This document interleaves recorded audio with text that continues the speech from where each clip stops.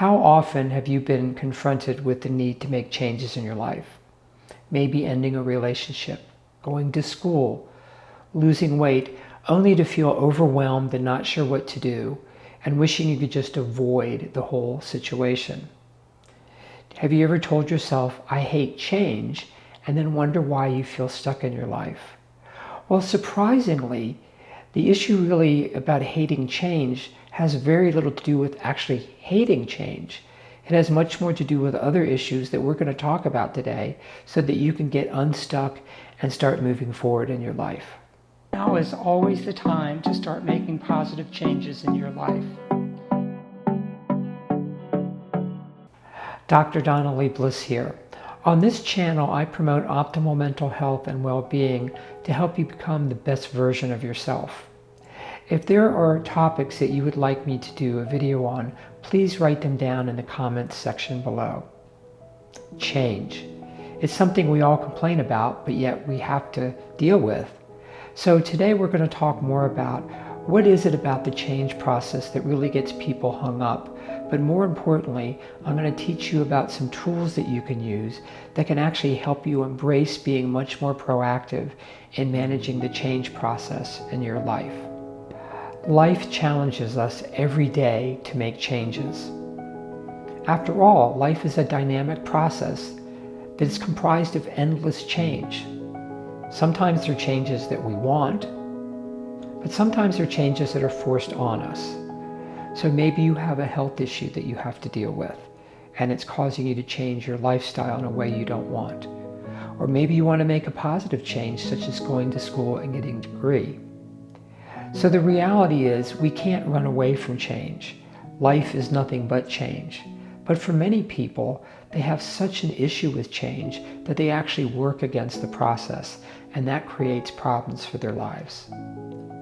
So what is interesting is at the same time that life is challenging us to make changes, our biology can actually work against it. Now, before the advent of the modern world a couple hundred years ago, for most people, their lives were focused around trying to get their basic needs met: food, shelter, clothing, protection from predators.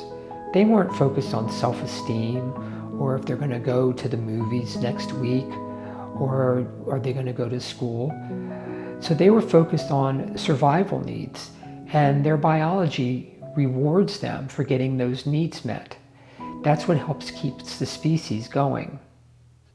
So many of the actions in the modern world we're familiar with, and they're not so focused on security. We don't really think about, geez, I got to make sure I get enough food.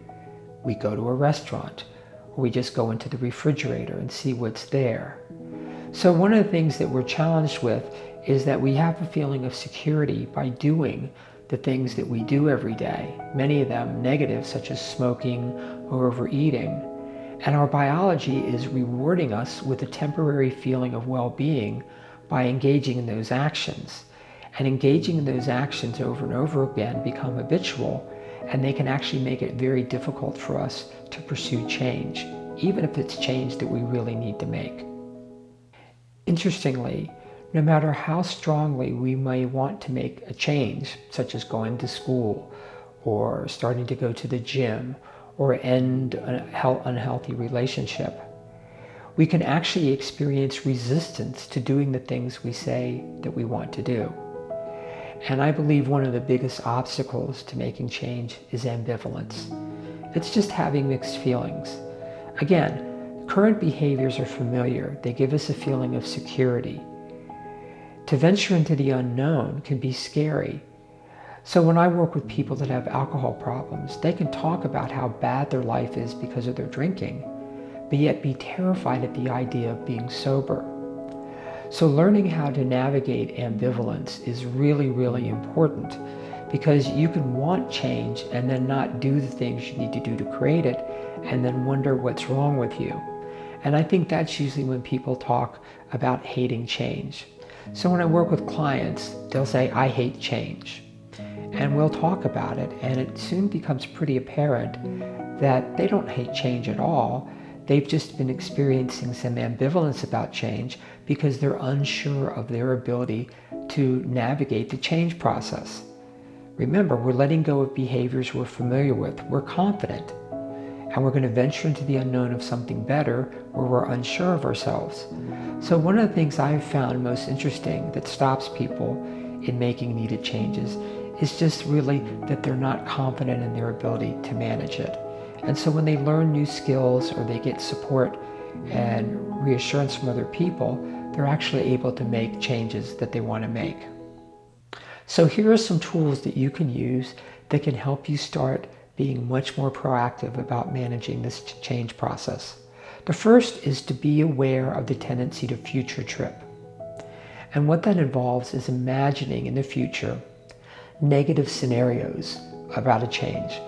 So let's say you're looking at getting a new job and you start imagining, well, what if I get a new job and I hate it? And now you imagine yourself getting fired. So now you're creating an emotional state where you're fired, and is it any wonder then that the current job you have feels more secure? So future tripping really is something that stops people every time. The second tool is to do your homework. In my experience working with clients, oftentimes one of the first steps in the change process is doing some research, finding out what is involved in making change. So when I talk with clients that want to go to school, and they almost immediately start future tripping and talking about how they can't afford it. And I've asked them, I said, well, have you checked out any university websites to find out how much it costs or what's involved in the admissions process? And the answer is almost always no. And so I talk with them about, well, if you do your homework, then at least you have accurate information so that you can make the best decision for yourself. So doing research on maybe joining a gym, or if you have an alcohol problem, checking out treatment centers, isn't committing you to do anything. But once you start doing that research, it gets the energy moving in the change process, and it will start to build your confidence.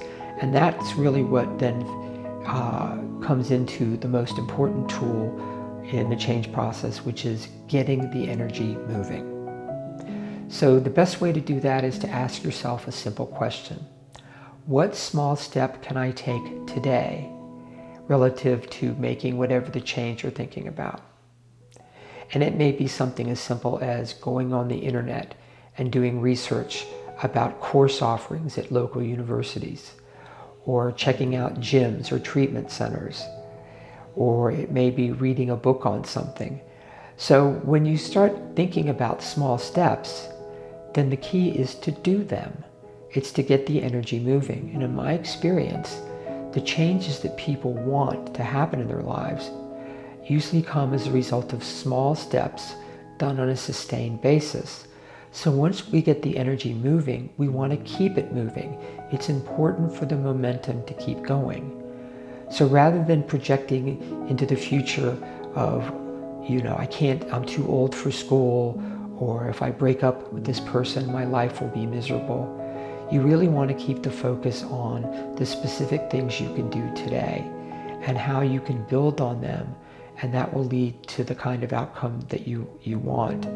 And so my experience working with clients is that big changes come from small little baby steps we do regularly. So when you start focusing on them, start writing things down, get it out of your head, because in your head, the anxiety just causes you to ruminate. But when you start writing down what it is you want, what are the steps you need to take? What is the next right thing to do? What information do you need?